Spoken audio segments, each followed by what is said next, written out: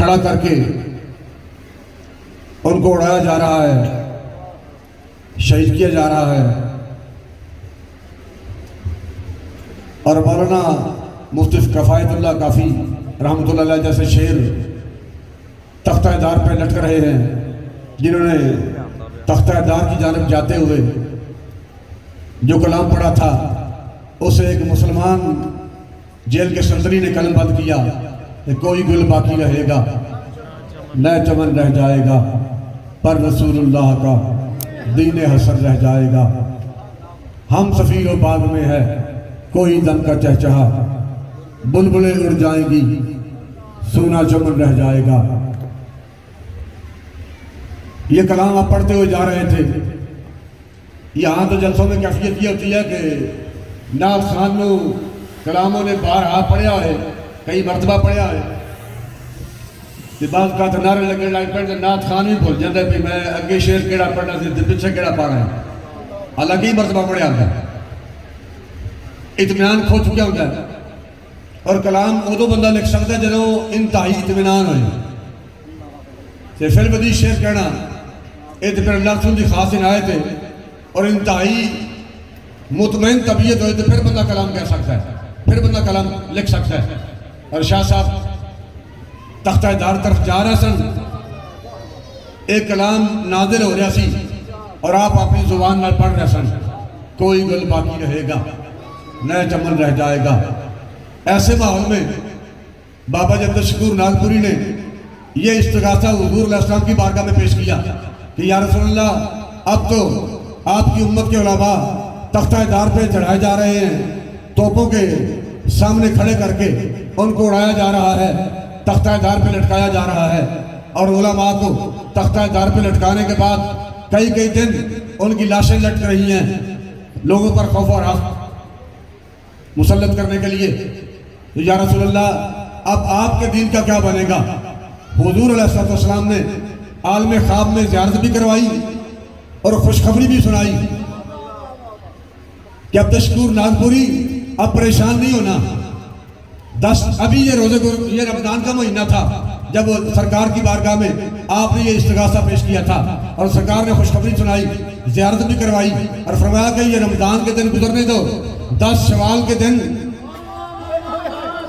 یہ رمضان کا مہینہ گزرے گا، شوال کی 10 تاریخ ہوگی 1272 ہجری کو، اور 1856 کو مولانا نقی علی خان کے گھر اللہ وہ بیٹا عطا کرے گا جس کا وہ نام احمد رضا رکھیں گے، اور دنیا میں پیدا ہونے والے سارے یہ فتنے ان کا کلا کما کر کے رکھ دے گا، اور لوگوں کو حضور کی شان کا تعارف کروا دے گا۔ یا رسول اللہ لبیک لبیک لبیک، یا رسول اللہ لبیک لبیک لبیک، یا رسول اللہ لبیک لبیک لبیک، یا رسول اللہ لبیک لبیک لبیک، یا رسول اللہ لبیک لبیک لبیک، یا رسول اللہ لبیک لبیک لبیک، یا رسول اللہ لبیک لبیک لبیک، یا رسول اللہ لبیک لبیک لبیک، یا رسول اللہ لبیک لبیک لبیک، یا رسول اللہ لبیک۔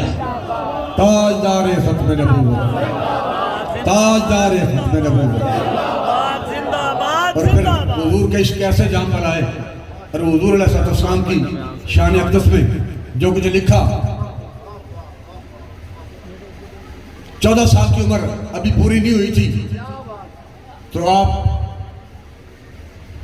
علوم مروجہ سے فارغ ہو چکے تھے، اور جب بندہ رضاعت کے موضوع پہ مسئلہ پوچھنے کے لیے حاضر ہوا کہ فتویٰ چاہیے، تو مولانا نقی علی خان صاحب نے فرمایا کہ میں نے تو فتویٰ نویسی چھوڑ دی ہے، اب آپ ایسا کریں کہ اندر مفتی صاحب بیٹھے ہوئے ہیں، آپ جا کے فتویٰ لے لیں۔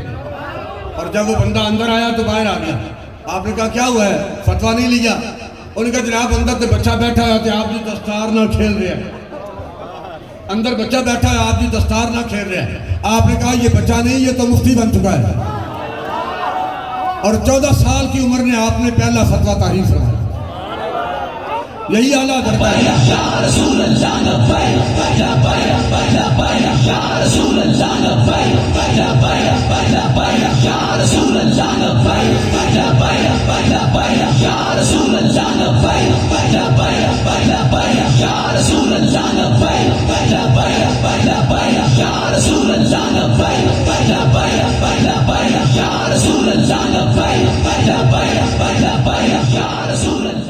تاجدار ختم نبوت.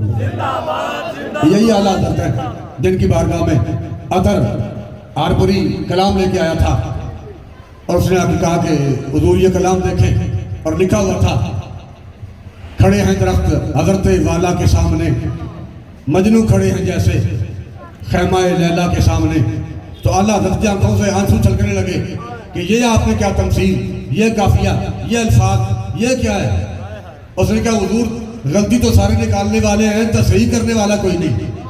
یہ تو کہتے ہیں کہ یہ غلط ہے, تمثیل ٹھیک نہیں, الفاظ ٹھیک نہیں, حضور کی بارگاہ کے شایان شان الفاظ نہیں, لیکن تصحیح کرنے والا کوئی نہیں. تو اعلیٰ حضرت نے فرمایا کہ آپ نے تو یہ لکھا ہے کہ کھڑے ہیں درخت حضرت والا کے سامنے, مجنو کھڑے ہیں جیسے خیمہ لیلا کے سامنے. بھائی یوں لکھو اور یوں کہو کہ کھڑے ہیں درخت حضرت والا کے سامنے, قدسی کھڑے ہیں جیسے عرش معلیٰ کے سامنے.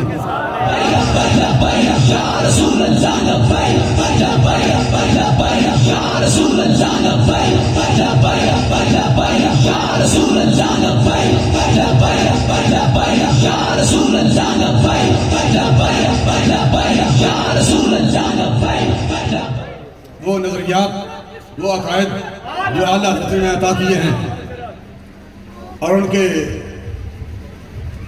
علوم کے حوالے سے ایک دلیل میاں شیر محمد صاحب شرکپوری رحمۃ اللہ علیہ, آپ نے عالم خواب میں غوث اعظم رضی اللہ تعالیٰ کی زیارت دی تو آپ نے عرض کی کہ حضور یہ فرمائیں کہ اس وقت آپ کا نائب کون ہے, آپ کا نائب کون ہے.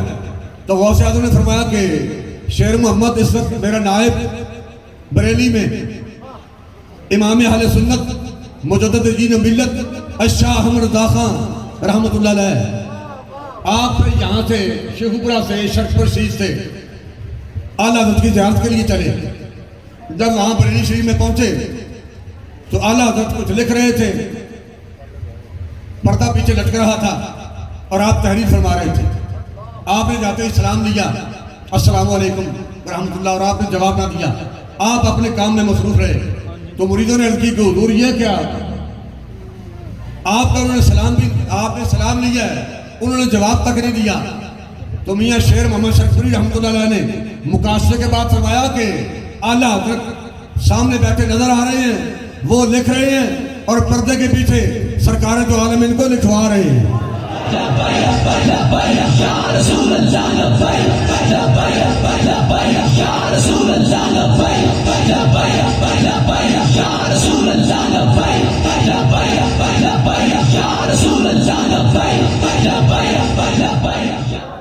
اللہ تعالیٰ ہمیں امام اہل سنت مجدد الدین و ملت الشاہ احمد رضا خان بریلوی رحمۃ